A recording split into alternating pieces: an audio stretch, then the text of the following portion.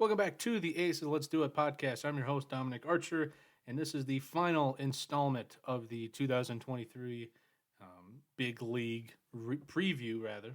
We've gone through all the divisions in the baseball, in the major leagues, rather, and we're stopping here at the NL West, where things at the top are really interesting, but not so much at the bottom. We have a couple of World Series contenders and then a couple of not. So let's get right into it. The Dodgers projected not to win the division. However, I think they win. They will win it. The Dodgers are projected to win 91 games according to Zips. They won 111 last year. I understand that the Padres are going to get a full season of Juan Soto and Manny Machado, and they're going to get Tatis back at some point.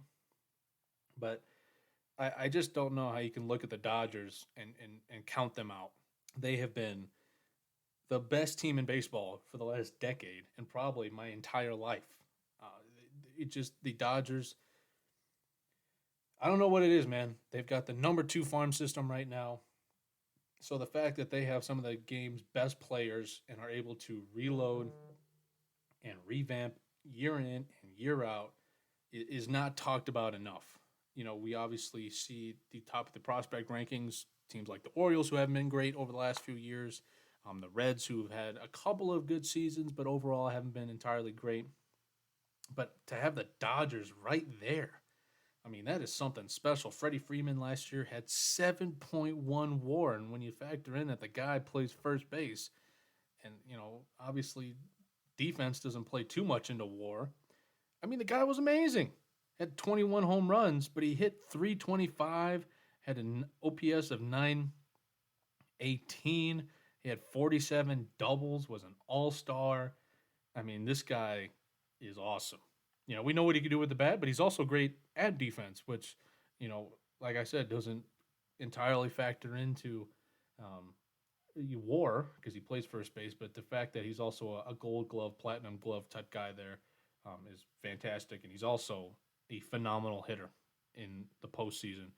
He's played in 11 series, 46 games overall. He's got a 296 average. So Freddie Freeman is just one of the game's best players. 6-time All-Star, just an absolute stud. Um, when you look at, you see Freddie Freeman, right? He's a great player. And then Mookie Betts is right behind him in right field, and he's amazing. You have Clayton Kershaw, who is one of the greatest pitchers of this, on this side of the 2000s. Was awesome last year. He had 22 starts, 228 average. Clayton Kershaw is great. I don't understand how you can look at the Los Angeles Dodgers and go, just 91 wins, just nothing special. I understand they lost Trey Turner and Justin Turner, but Gavin Lux turned it on this year. They still have Will Smith. They have Mookie Betts, Freddie Freeman, Max Muncy's still on the squad. Like I said, they have the second-rated minor league system in all of baseball. The amount of talent that they're able to pump in year in and year out is just right up special. They have a really good catching prospect in Diego Cardia, 21 years old, 6'3", 219, was already up at the big leagues, or was with the big league club at one point in the spring. I mean, he's awesome, man. He's got an MLB ETA of 2023, 60 power grade, 60 overall grade. The guy's going to be something special for years to come. And then, just go down the line a little bit. They got Bobby Miller, who's going to make his big league debut this year, 23-year-old right-hander who can strike out all the guys in the world. And fun fact, I actually faced this guy in high school, and I can tell you with firsthand experience, he lit me up like a Christmas tree. He was throwing 93 as a sophomore in high school. I probably didn't throw 93 cumulative over like 8 pitches. So the fact that this guy's doing that as a sophomore is just phenomenal. And he's just been absolutely dominant. He was dominant in high school. He's dominant in college. Hit a couple of bumps in the road last year in the minor leagues, AA and AAA. But, I know this guy is a competitor and a flamethrower at that. and he's going to make his big league debut. And not to mention, they also have Walker Bueller as well. So, and they have Miguel Vargas as well in the minor leagues, and Michael Bush, and all these great players. So, I mean, to have the number two prospect, the minor league system is just special. So the fact that Zip says that this team's going to win 91 games to me is just it's almost insulting if I'm a Dodger fan. But the team that they're projecting to win is the Padres. Now, they both have the same amount of wins according to Zips, but I think the Dodgers are a 94, 95 win ball club, and the Padres are probably 91. They probably got that one right. 91, 92, somewhere around there. Don't get me wrong, they have some awesome talent. Manny Machado, I know he's opting out at the end of the year, but I mean, the dude was just flat out awesome. 7.4 WAR last year. He plays great defense. He has all the swagger in the world. And at 30 years old, he's showing no signs of slowing down. I mean, the guy, he was second in MVP voting. Some thought he should have won it. 32 home runs, 102 RBIs.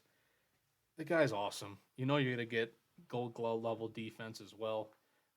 He's made some eye dropping or jaw dropping plays. He's just been great, and he's going to continue his greatness over at third. And then when it comes to pitching, they just locked up Yu Darvish for a while. And while you might not play out the entirety of that contract, he was an awesome pitcher. 4.2 WAR. He's got all those pitches he talks about, and he throws them all at a great velocity and movement and all these other things. And Joe Musgrove was awesome, and Blake Snell, when he's on, he can be a great pitcher. And Sean Manaea wasn't too bad. And when you talk about the infield, you've got Jake Cronenworth, who's awesome, 4.1 WAR. Ha-Seong Kim, who might push Fernando Tatis to center field. Played awesome defense last year. Jurickson Profar can play all over the diamond. Trent Grisham was good last year, 2.1 WAR. And they also have Juan Soto and Will Myers. So, I mean, this team is no doubtably loaded. But I just think the Dodgers are better. And I don't think saying that is too outlandish. But I think right now the Padres are the second best team. And they don't have a great farm system right now, 29th. But when you trade away all your prospects for guys like Yu Darvish just a few years ago, and Juan Soto and Josh Bell and Josh Hader, right? You're gonna not have the best prospect pool, so they're probably not looking too much at their minor leagues right now. The team they've got right now is the team they're looking for. And when you think about it, Tatis is coming back, and when he's on the field, he's a great player. So right there, they're getting a huge acquisition. So 91 wins, I think, is right for them. Then right behind them are the San Francisco Giants. Now they had Carlos Correa for about 7 minutes, and decided that we're not going to go in that direction, and they lost Carlos Rodon. 88 wins might be a lofty goal for them. I don't know if I agree with the 88 wins. This is like one of the few times where I don't agree with it. Rendon, who led them in WAR last year, gone. Logan Webb, good pitcher. He's a great pitcher. He's going to be great. Alex Cobb has been good. But, again, you don't have a star. And they could get one, right, in the minor leagues, or some of these guys can really produce. Mike Yastrzemski's is back. Estrada, Slater, Jock Peterson. Brandon Crawford's great defensively. But, you look at their team, and I don't look at them and say star-studded. You need a star in today's MLB to really make runs and be surprising. And I don't see that with the Giants. Now, they have some good players, don't get me wrong. This is kind of, the story that they had just a few years ago. They had a lot of good players, but somehow they were able to really make a run and almost make it to the World Series just a few years ago. But then they come back last year and won 81 games. So to have a +7 increase in win total is a little lofty for me. Now, they did go out and make a couple of nice signings. But, they brought in Sean Manaea, who I like, as a good pitcher. They have the Rogers brothers, who are both good. Joey Bart is there. J.D. Davis, right? Wilmer Flores. They brought in Michael Conforto, right? But he hasn't played particularly, or hadn't played a lot over the last couple of seasons. So they're taking sort of a risk. Didn't even play in 2022, but when he's been on the diamond, he's been a good hitter, no doubt. I like him, but there's a lot of concern there. So we'll see with Michael Conforto. But you know the moves that they made, bringing in the guys they did, I don't see a +7 increase in wins. I think they're somewhere around 84, 81 wins, and I know saying I think the Cubs can. As a Cub fan, I'm a little biased thinking that the Cubs can win 84 ball games. I know saying that the Giants can when they're clearly better team. I think is interesting, but they play the Dodgers and the Padres, and they've got the Rockies aren't a slouch either. They've got some interesting pieces, and the Diamondbacks. We'll talk about them here in a minute. So I don't see 88 wins. That's just is not me. But speaking of those Diamondbacks, they made a couple of moves that were interesting. They traded away Dalton Varsho, and they were able to pick up Lurie Gurriel and Gabriel Morano. Morano was a top prospect just a couple years ago, so they got a nice young catcher, and they're already adding to a nice core. They have the third best farm system in baseball. Corbin Carroll is their top prospect and the number 2 prospect in baseball right now. He came up to the big leagues last year, and at 22 years old, he played in 32 ball games, slugged 500. Um, I like this kid a lot. He's going to be something special. And they also have Jordan Waller down in the minor leagues. They have Blake Walston, Drew Jones, who they just drafted. They have Ketel Marte. I mean, this is a Diamondback squad that is looking really, really nice. Now, they're projected to win 81 games. I think 81 wins is right about where I think their ceiling is. They have Zach Gallen, who's one of the best pitchers in the National League, no doubt, right? So they've got him. Merrill Kelly has been solid. He's been an up and down player. But outside of Gallen, there's really nobody in the pitching staff, at least starting, that really excites you. Mad Bum, he's getting up there in age. Andrew Chafin, they brought in. Zach Davies. There's just a bunch of guys. So hopefully, a couple of these guys can maybe pitch better than we think, but it doesn't look like it. They still have Nick Ahmed.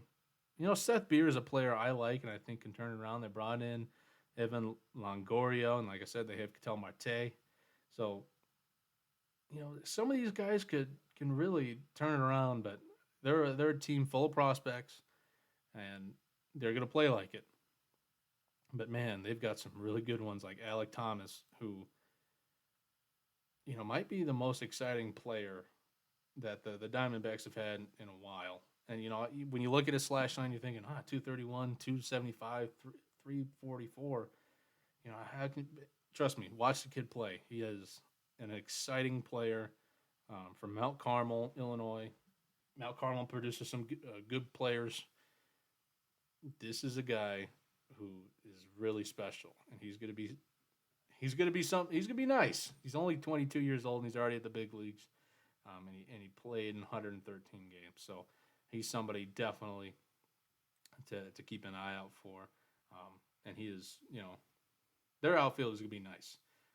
So our last team here that we're gonna talk about for the entire review is Colorado Rockies.